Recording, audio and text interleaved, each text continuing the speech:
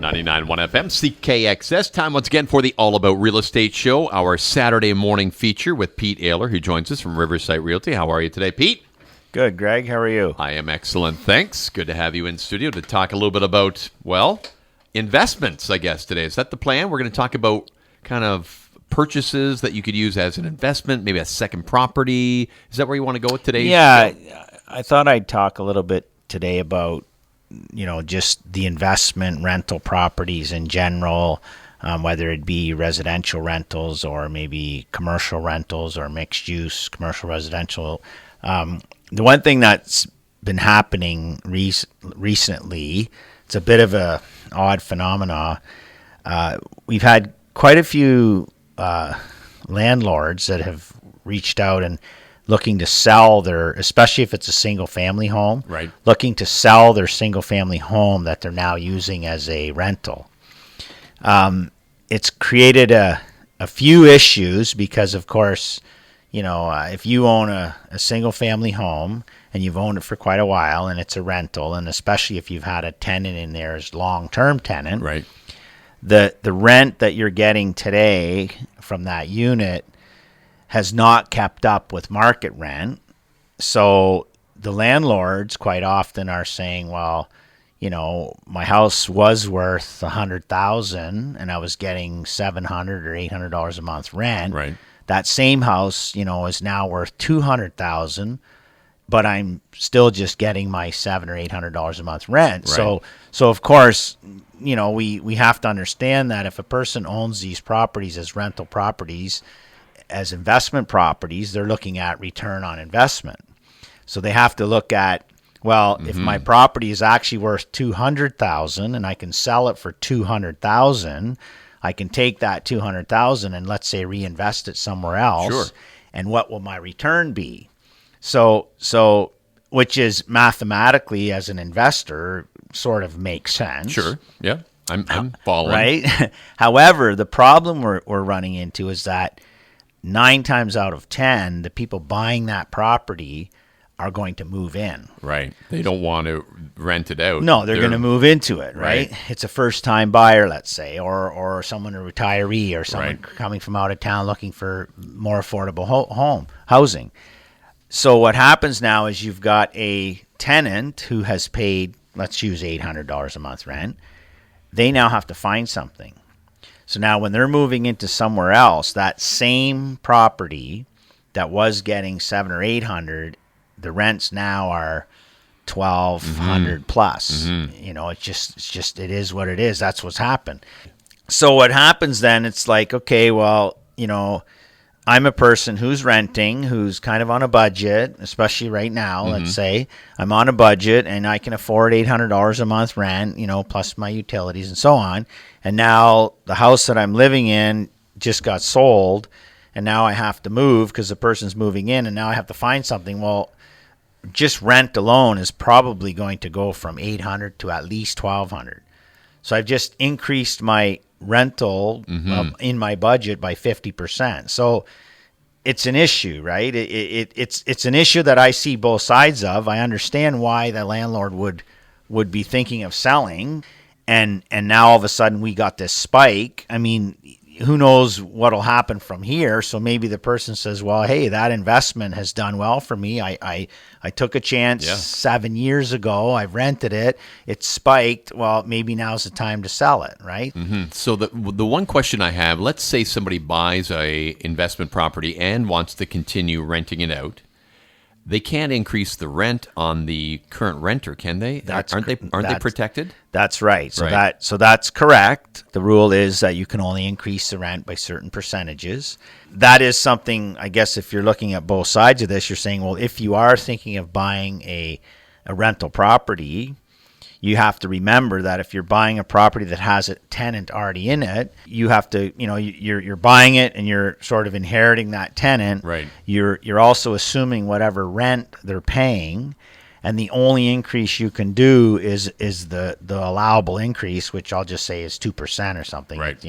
Give or take. If it's $800 times 2%, I mean that's not that much, No. right? Whereas if you're buying it and it was vacant, that same unit you could probably get $1,200 a month for, right? So So that's another interesting thing, because the people selling them, a rental property is more valuable if it's vacant versus having a tenant, which is also flipped upside down from what it always was. A property that was tenanted before was always more valuable because you could buy it and bang, you had cash flow right away. Right. So there's all these things that are coming into our market that are changing because of the increased value of property, right? And the increased value in rental fees. I think the one lesson that you should be learning from this, if you're thinking about investing, you got to talk to a real estate agent, right? Because that's your job. That's where you come in to say, okay, here's what's going to happen if you bought this property.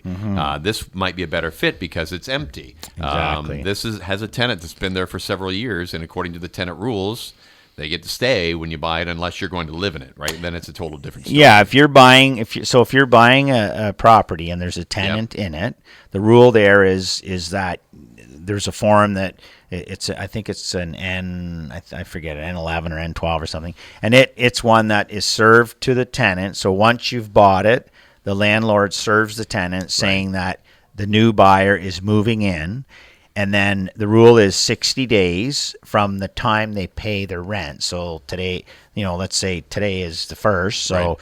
So today, you could give notice today and it would be 60 days. If you give notice tomorrow and they pay on the 1st, it actually increases by a month. But bottom line is 60 days, and then you can move in as an owner, as a new purchaser and an owner moving in. You're allowed. Okay, now let me ask the tricky question here. If you bought it, you lived in it for a year and then decided to rent it out again, are there any restrictions I believe there? a year is what year? You're supposed to live in it. Once you buy it, you're supposed to have either yourself or an immediate family. Right. So it's like if I buy it, it's my kids, or I believe my parents could move in. It can't be like an uncle or something like that, or a step brother. It has to kind of be immediate family. Right. And I don't know, whether I believe that they're sort of cracking down on that rule right now because of, a lot of people are sort of, bending the rules, saying, oh yeah, I'm moving in, and then they never do. But it's created an interesting dynamic in the rental, sort of the investment properties, because of all these formulas that are coming into it now. And I sort of, I understand on an investor side, like what, if you put your investor hat on, I get what they're doing. Thinking the dollar and the bottom line, but man, I feel sorry for the people that rent apartments right now. Absolutely. Right? I have to go. Apartments. Absolutely. We need more. Well, back to the need, more need for residential. But I feel terrible as well, because I'll go into a place where there's a tenant. And I'm kind of the front line here, and and I walk in and I have to sort of. They're probably not real happy to see you. No, I get it, right? They're thinking that they got to find a place to stay now, and probably gonna have to pay more. And absolutely, it's a tough situation, and I try to explain to the tenants, look, this is why. Like, they're not doing it because they don't like you or because you're a bad tenant. This is the numbers, right? Can I sell a property? Okay, if I had a property and I had a tenant living in it, can I make it one of my what do you call it? Conditions that tenant stays there if I sell you this house? You can, but it'll affect the value. Sure, I get that. Yeah. Okay. So, but you can. You could say, look, I'll sell you this, but you have to keep my tenant. Right. Some people wouldn't like that, and you're right, it might bring down the value. It would affect the value, let's say, right? Let's say if someone wants to move in, well, they're not going to buy it because now it's like, well, no, I want to move into the property. I don't, So, but yeah, there you could do that. You could have that or you could at least have that as a preference. Yep. I've had that before where the seller is saying, look, it would be preferred if you could find an investor to reinvest. That could happen. Okay. All right. Good info today for those that are thinking about investments down the road here. If you're looking at buying a house, you got a few listings today, I see, Pete. Yes, we do. All right. We do. Stay tuned. We're going to go through the listings coming up for you around the area coming up in just a little bit. It's the All About Real Estate Show brought to you by Riverside Realty on 99.1 FM. All right, back again, the All About Real Estate show. We had a little bit of a stretch there where listings were hard to come by, but that has all changed now. A lot of them popping up, I understand. Yeah, we've certainly had a pretty good run. I'd say in the last 2 to 3 weeks, we've had more listings come up, and which has been good because it's eased a bit of the pressure. You do have a little bit more choice, which is nice for buyers. So I just thought I'd run through a quick list here. I mean, we'll start in Walsburg. We've got a few of them here. We've got starting at 32 Montgomery at 169.9. We've got 315 King at 179.9. We got 779 Albert at 199.9. And then we've got, so those are, if you think about it, I mean, you got 3 properties there under 200. Yep. So again, we talked investment properties or first-time buyers or, downsizers. I mean, those would be all good choices, reasonably affordable.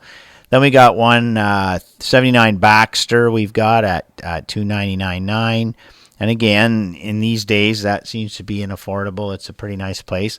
And then we got a spectacular one over on Charles Crescent, 70 Charles. It's got the 4 bedrooms, 2-story, full basement, beautiful in-ground pool, triple car garage. So if you're looking to really, find your forever home, that's an awesome one there on Charles. Then we go out to Port Lambton. We have a new listing on the Parkway between the house and the river with a dock out front. 4464 St. Clair Parkway, beautiful. Very well kept. It's an older home, but it's a very, very well kept. A lot of original stuff inside, but some nice modern things. 3 bedroom, 2 bath. Nice place for if you want to get out on the water. It's nice an look at the water. Awesome spot. Then if we go out to the country, we do have a couple of country properties. They've been quite popular lately. The one we have, the first one is at 9112 Oldfield Line, out, call it halfway to Chatham or on the way to Chatham. And then another one out a little closer to Dresden is 11381 Claymore Line. So both country properties. So if you're looking for the country, you're looking for water, you're looking for beautiful house with a pool, you're looking for affordable. And we also have some interesting commercial listings as well. So just go on to our website, riversite.com. You can see all these listings. And, if you're interested in any of those or any kind of real estate information or questions, reach out to any one of our team. When we talk about investment properties and commercial, I mean, we have lots of resources within our team. We have a lot of experience, and if one of our guys don't know the answer, we lean on the others, and we can definitely help you out with any kind of real estate related questions or concerns. It's always a sigh of relief at the end of the show because I'm like, oh, good. My house is not listed again. Another week, I get to live in the same place. One more week. Yeah, I told Kelly I'll let her know. We have time.